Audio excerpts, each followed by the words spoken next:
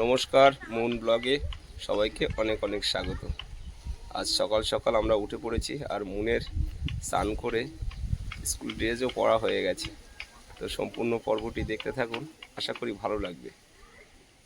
আর এদিকে অনিমা সকাল সকাল ডিম আলু সেদ্ধ দিয়েছে, তো ডিম আলুর তরকারি হবে, তাই তো? ডিম আলুর তরকারি সকালবেলার খাবার বানানো হচ্ছে এখন।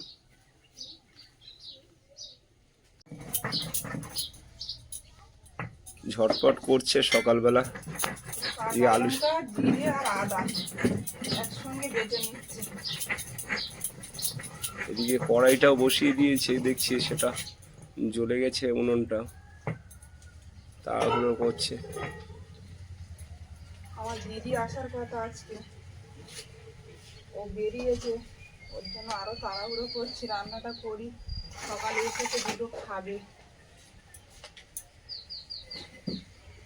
কড়াই তেল দিয়ে দিলাম, আমার জল এনে দিচ্ছি। কড়াটা গরম হয়ে গেছে, পাঁচ ফোড়ন দিয়ে দেবো। আলুগুলো সেদ্ধ করে ছাড়িয়ে নিয়েছি, দিয়ে দেবো কড়ার মধ্যে।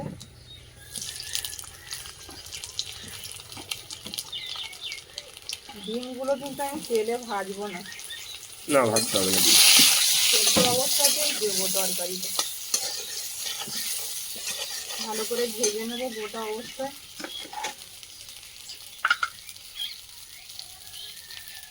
দিয়ে দেবো পরিমাণ মতো লবণ। অনেকদিন পরেই ডিমের ঝোল হচ্ছে আজকে, বাটা মশলাই। হুম। হলুদ গুঁড়ো।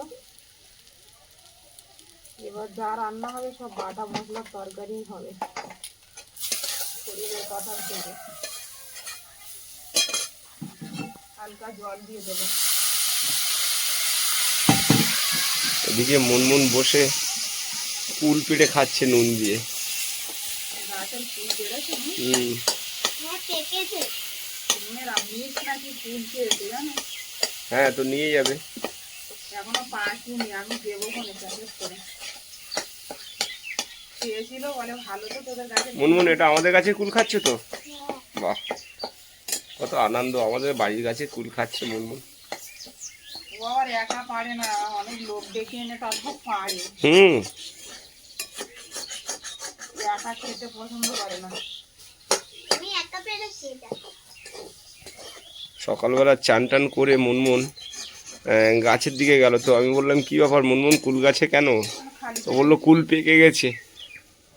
ওই ধারে দুই একটা পেকে। হ্যাঁ, সেখান থেকেই নিয়ে এলো।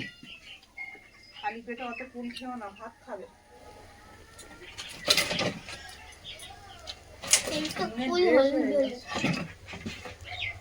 ভেজে নিয়েছি, জল দিয়ে দেবো।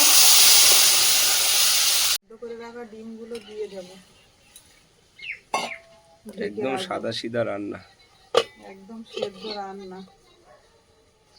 সেদ্ধ রান্না আমার আবার খুব ভালো লাগে, কার কেমন লাগে জানি না। আর এখন আমার শরীরের যা অবস্থা, এরকমই খেতে বলেছে ডাক্তার।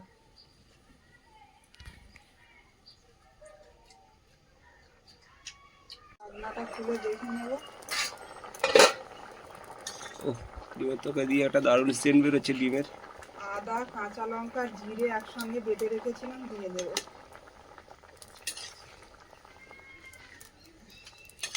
সকালবেলা গরম গরম ভাত আর এই ডিমের ঝোল, খাওয়া দাওয়া বেশ দারুণ ব্যাপার।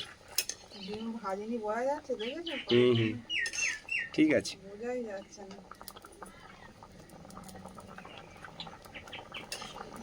স্বাদটা অন্যরকম আসবে, বাটা মশলা তো। এদিকে গরম মশলা, গোটা গরম মশলা বেটে নেবো।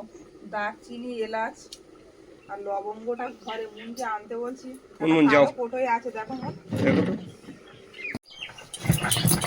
গোটা গরম মশলাটা বেটে নিচ্ছি।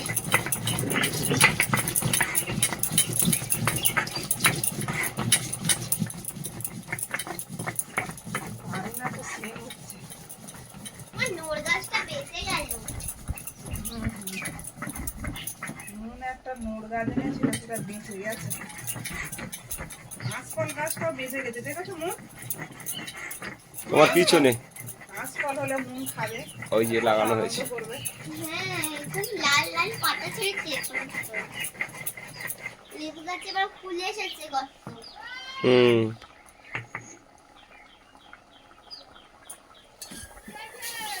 তো গরম মশলাটা দিয়ে ডিমের তরকারি যেন একটা দারুণ সেন্ট আসছে। আর মুনের বাবা শুধু বলছে আলুগুলো গালিয়ে দাও। হ্যাঁ, আলু কালিয়ে দাও। মাংস তরকারি সেন্ট বেরোচ্ছে। মাংসের তরকারি সেন্ট বেরোচ্ছে? মুনমুন বলছে মাংসের তরকারি সেন্ট বেরোচ্ছে। আমার মা এইভাবে ডিম রান্না করে, গোটা তোমার গরম মা মশলা, খুব সুন্দর ডিম রান্না করে। গোটা গরম মশলা বেটে দেয়, দারুণ স্বাদ আসে। আলুটাও এক বাড়ির চাষের আলু তো। খাওয়া দাওয়া করে মুন বেরিয়ে যাচ্ছে স্কুলে। Tata moon. জল নিয়েছো? দেখেছো জলটাই ভুলে গেছে।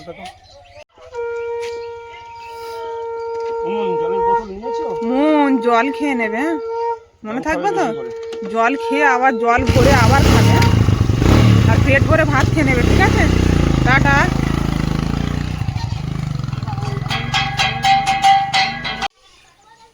এদিকে অনেক কাঠকুটো মাটির তলায় ঢুকে গেছিল, তো কোদাল দিয়ে দিয়ে সব বার করা হচ্ছে।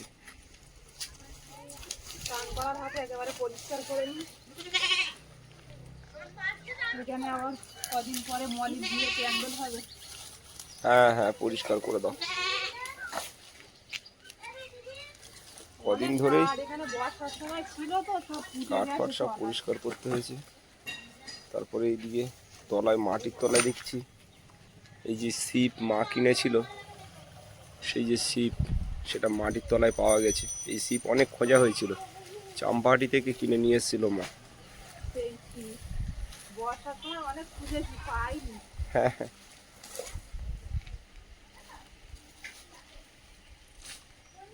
এগুলো সব পোড়াতে হবে।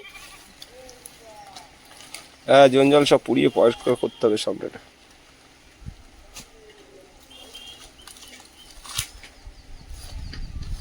এই যে মেজদি চলে এলো।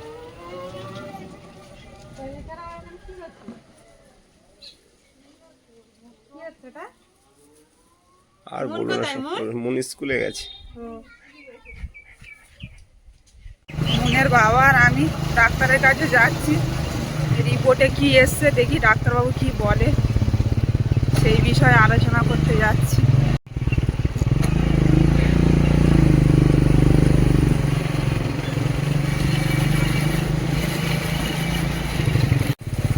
আমি তো রেগুলার এই রাস্তা দিয়েই যাতায়াত করি, আগে মুন এই স্কুলে পড়তো, এই রাস্তায় যেতে পড়ে মুনের স্কুল। আজ অনেকদিন পরে আবার এই রাস্তা দিয়ে যাচ্ছে।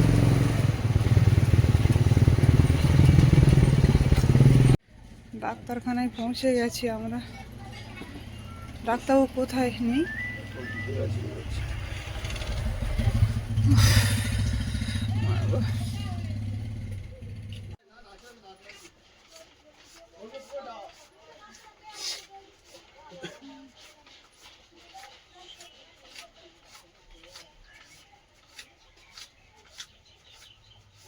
ডাক্তারের কাছ থেকে ঘুরে আমরা মাছ বাজারে চলে এসেছি, আর এখান থেকে কাতলা মাছের পেটি নেওয়া হচ্ছে। এটা একটা আলাদা বাজার। তেলাপিয়া মাছ দেখো, ওখানে জ্যান্ত গো।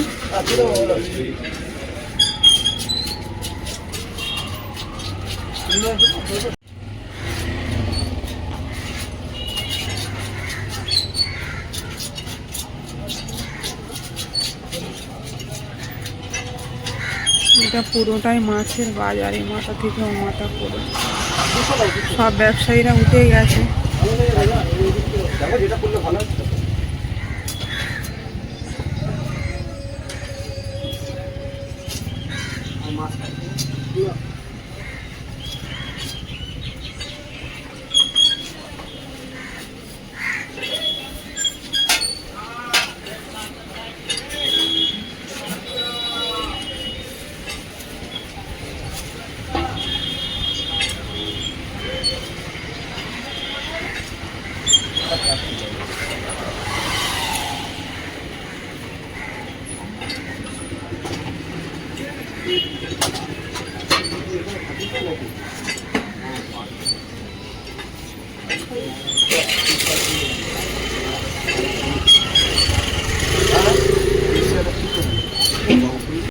এসছে বাড়ি, ওই জন্য একটু মাছ নিলাম, রান্না করতে হবে বাড়িতে গিয়ে। চলো দেখি আনাজ আর বাজারের দিকে চলো। ডাক্তারবাবু কি বললো সেটা বাড়িতে গিয়েই বলবো সবাইকে।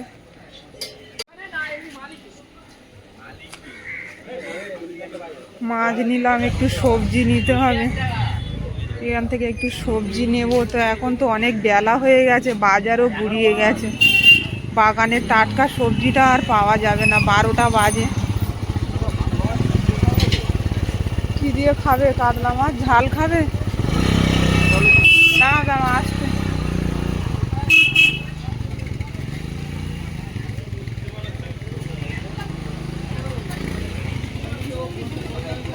ও কাকু, এ দেশি মুরগির ডিম এগুলো কত করে?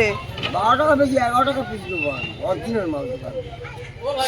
পাড়াই তো 10 টাকা করে নেয়। পাড়াতে 10 টাকা কিনে নিছি আমি রে মা। কিনে 1 টাকা না দিলে আমার পেটে চলবে কি করে? আর হাঁসের ডিম আজকে 10 টাকা দিচ্ছি আমি। 10 টাকা করে। 10 টাকা দিচ্ছি, যা কিলো 9 টাকা কিলো 10 টাকা।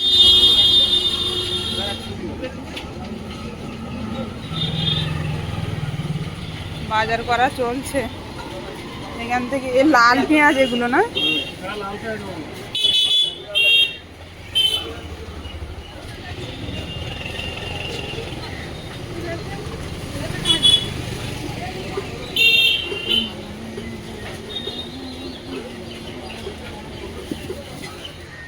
আর কিছু নিতে হবে? মাছ দিয়ে খাওয়ার মতো কিছু নাওনি। ডাক্তারের সঙ্গে কথা বলে বাজার করে নিয়ে বাড়িতে ফিরলাম। এখন রান্না হবে, ভাত তো সকালে করেছিলাম, এখন একটু রান্না করতে হবে। দিদি এসেছে, সবাই খেতে হবে দুপুরে। চলো। কড়াটা গরম হয়ে গেছে আর বেলাও অনেকটা হয়ে গেছে, সকাল থেকে অনেক কাজকর্ম হলো। কাতলা মাছের পেটি মুনের বাবা পছন্দ করে নিয়েছে, চার পিস হয়েছে, ছোটবেলা করে পিস করেছে, দেখো যেমন তেমন করে দিয়েছে, একটা বড় একটা ছোট।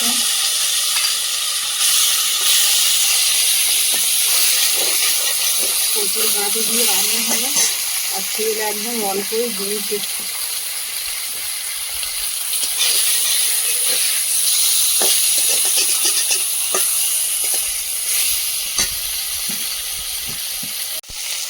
মাছগুলো ভেজে নিয়ে তুলে নেব।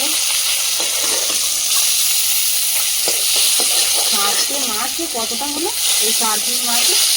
জানি না, 333 না 37 গ্রাম হয়েছে। 400 টাকা করে তো কিলো কাতলার পেটি, তো 130 টাকা দাম হয়েছে। বড়ি দিলে ভালো হতো, আর আনানি। না, বড়ি দিতে হবে না।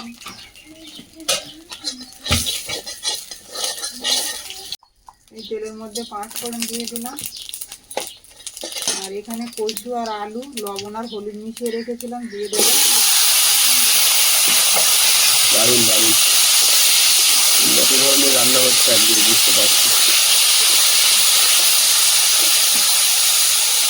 কুচিয়ে রাখা পেঁয়াজ দিয়ে দেবো,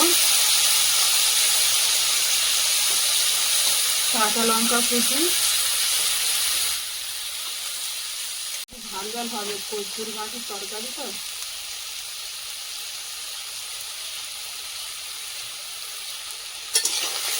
মশলা কিন্তু আমি বেশি ব্যবহার করবো না, অল্প মশলায় রান্না হচ্ছে। হ্যাঁ হ্যাঁ, তাই করো। ঢাকা দেওয়াটা আনা হয়নি জানি। নিয়ে আসবো। তো 2 প্লাস্টিক শাক নিয়ে এসেছিলাম, আর বেছে বুছে এইটুকু হয়েছে। খুব সুন্দর শাকগুলো বাছা হয়েছে। তো ওইদিকে থারুকুড়ি পাতা আর আলুগুলো, চাষের আলু, একদম নতুন আলু, আলুগুলো কুচছে খুব সুন্দর, একদম মিহি করে। কাঁচা লঙ্কাটা ভীষণ ঝাল জানি। হ্যাঁ, এই কাঁচা লঙ্কা এত ঝাল। কাঁচা লঙ্কাটা কিছুটা সবুজ আর কিছুটা কালো, বুলেট লঙ্কার টাইপের। না না, একটু ঝাল ঝাল হোক, না হলে ভালো লাগবে না। একটু ঝাল ঝাল হোক, একটু ঝাল ঝাল হোক। তো মেজদির শাক বাছাটা আমার খুব পছন্দ হয়েছে, আজকে দেখলাম, একদম অসাধারণ।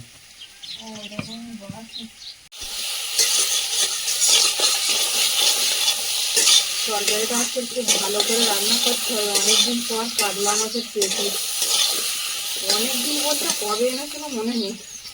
অনেক দিন মানে অনিমা বলছিল যে অনেক দিন কাতলা মাছের পেটি খাওয়া হয় না, একটু পেটি ধরনের মাছ। তো কিন্তু আমার আজকে একদম চূড়ান্ত মাছ। মনটাও খারাপ ওর, তারপরেও বাজারে নিয়ে গেলাম। ডাক্তারখানায় গিয়ে ডাক্তারের কাছে রিপোর্ট দিয়ে যেটা হয়েছে ওর মানে ব্লাডারে স্টোন। তো ইমিডিয়েটলি ডাক্তারবাবু বলছে যে অপারেশন করতে হবে। আর আমি টাকা পয়সা জমাও করে দিলাম। মনের দিক দিয়ে কিন্তু একটু ভালো নেই, খুব টেনশন ফিলিং করছে যে এত বড় অপারেশন কীভাবে হবে। তো আমি বারুইপুর নার্সিংহোমে ওর মানে অপারেশন হবে, মাইক্রো সার্জারি।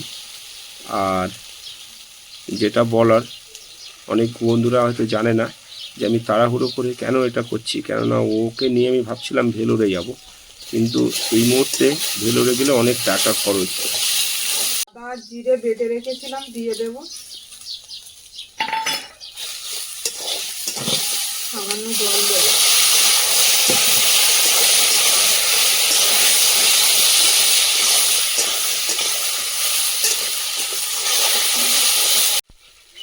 জল দিয়ে দেবো।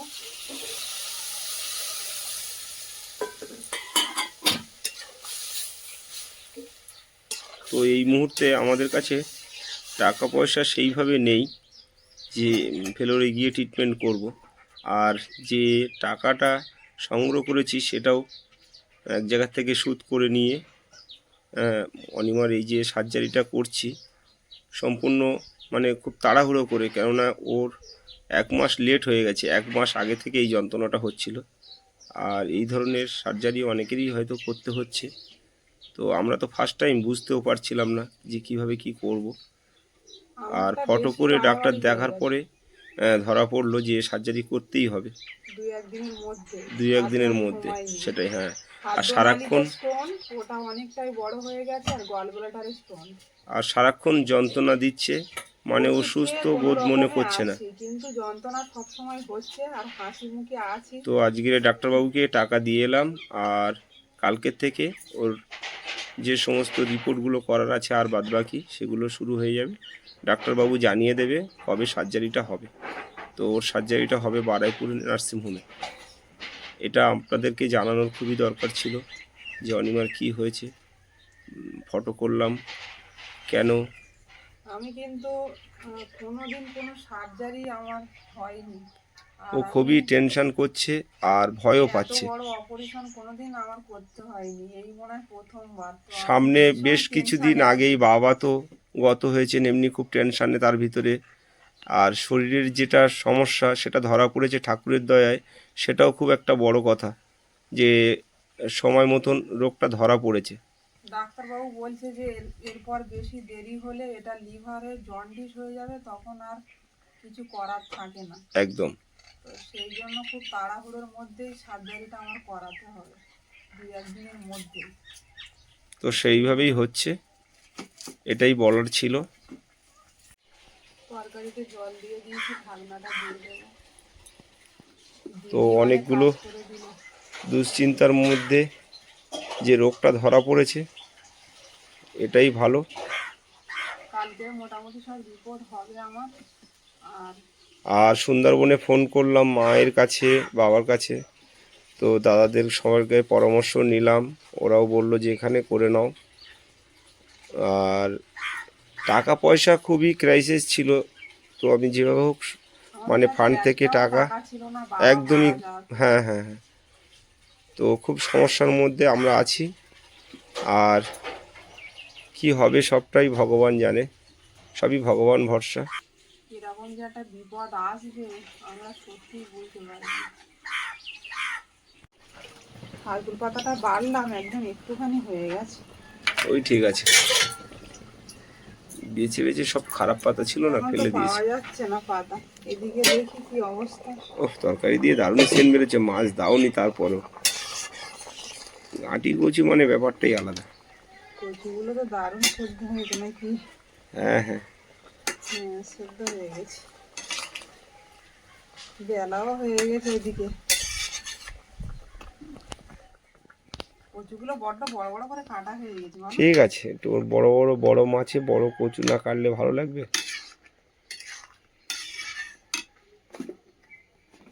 আর একটু পরে মাছ দেবো। আজকে শাকটা বাছার অসাধারণ হয়েছে, আর শাকের সঙ্গে যেভাবে আলুটা কুচে দিয়েছে খুব সুন্দর। মেজদি কিন্তু কাজটা খুব গুছিয়ে করেছে, ওর কাজও ওরকম গুছিয়ে করে যে কোনো কিন্তু কাজ। অনিমাই শাক বাছতে হলে প্রায় ডাঁটাটা বেশি করে নিয়ে নিত, আর ডাঁটা নিলে আমার শাক ফেলতে পছন্দ আমার হয় না। মায়া লাগে।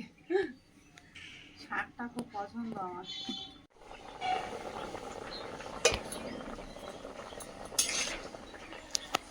মাছটা এবার দেওয়ার মতো হয়ে গেছে, আর প্রচুর দারুণ সেদ্ধ হয়ে গেছে। ভেজে রাখা মাছটা দিয়ে দেবো।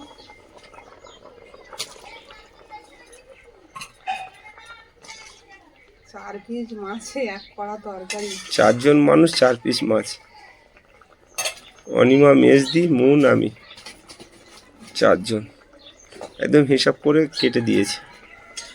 আর আমার দিদি তো একটু ঝোল খেতে ভালোবাসে, ও ঝোল না হলে একদম খেতে পারে না, ওই জন্য একটু ঝোল ঝোল করছি। আচ্ছা টুপা, তুমি আবার ঢাকা দিয়ে দাও, যেটুকু বাকি আছে ওটাও হয়ে যাবে।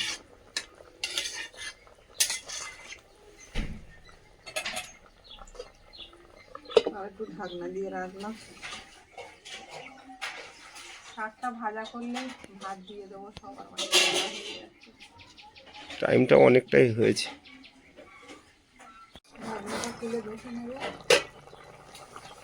একদম পারফেক্ট হয়ে গেছে। দারুণ সেন্ট বেরোচ্ছে। বড় কাতলা, প্রায় 4 কিলো ওজনের কাতলা, 4-5 কিলো তো হবেই, বড় কাতলা। মরিচের গুঁড়ো পড়ে গেল।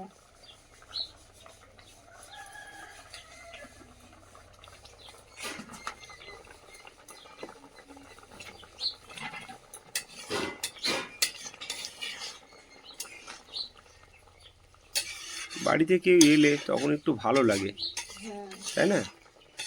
পেঁচ দিয়ে এসছে, খুব ভালো লাগছে। খুবই ভালো লাগে কেউ এলে। তরকারিটা নামিয়ে নেব, সময় কাটে না তো একা একা। কড়াই তেল দিয়ে দেবো শাকটা ভাজার জন্য, একদম অল্প তেল দেবো, না দিলে নয় তাই দিলাম হালকা করে। তেল মশলা যত কম খাবে ততই ভালো। এখন শুকনো লঙ্কা দিয়ে দেবো, শাক ভাজা একটু শুকনো লঙ্কা না দিলেও ভালো লাগে না। দিয়ে দেবো রসুন কুচি,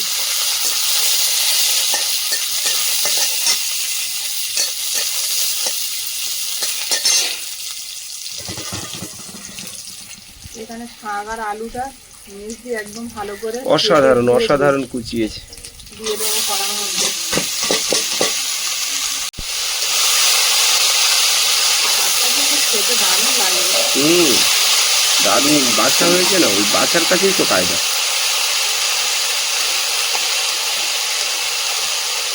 দিয়ে দেবো কুচিয়ে রাখা পেঁয়াজ, জমে যাবে এইবার। আর মনে একটু পেঁয়াজ কুচি রসুন কুচি দিলে আর কিছু লাগবে, দারুণ লাগে একদম। খেতে। অনেকে বলে চিংড়ি হলে জমে যায়, কিন্তু না, এরকম ভাবে করলেই জমে যায় আমি মনে করি। হলুদ দিয়ে দেবো, নুনটা একটু পরে দিও, শাকটা কমে আসুক, একটু ঢাকা মারো, শাকটা কমে আসুক, তখন নুনটা দেবে। লবণ দিয়ে দেবো, শাকটা কমে এসেছে, অল্প করে লবণটা দিলাম।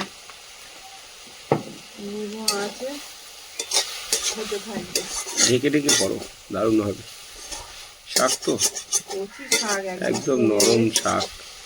শাকের কোনো চিহ্ন আছে? আর কতটা আলুগুলো কমে দেখা গেছে যাচ্ছে। দেখো, কতটা দেখতে লাগছিল।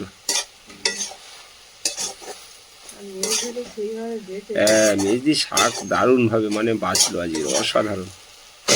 বেঁচে দিল বলে তাড়াতাড়ি হলো। ঢাকা দিয়ে দেবো। প্রথমে থারকুল পাতা দিয়ে নাও। দারুণ ব্যাপার আজকের, অনেক রকম আইটেম। এদিকে ডিমের তরকারি, এদিকে শাক ভাজা, আর এদিকে কাতলা মাছ গাঁটি কচুর তরকারি, আর 3 জন একসঙ্গেই বসে গেছি। খুব মজা করে আজকে খেয়ে নিই, তারপর তো অপারেশন বেডে যেতে হবে। আর মানুষ হলে এরকমই জীবন চলতে হয়, কখন কার কি হবে কিচ্ছু বলতে পারে না কেউই।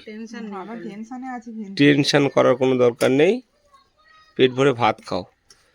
আর টেনশনটা মনে করো যে আমি নিচ্ছি তোমার টেনশনটা, ঠিক আছে? শাক ভাজা কেমন লেগেছে? শাক ভাজাটা তো খুব সুন্দর, পুরো মিষ্টি। অসাধারণ। শাক বলে বিনা সারে শাক না, দারুণ। নাও, মুনের বাবা তো শাক পছন্দ করে খুব। খুব সুন্দর হয়েছে শাক ভাজাটা। মেজদি সবাইকে দিচ্ছে। নাইস, সেই লেভেলের শাক ভাজা, প্রচুর উপকার এইভাবে খেলে।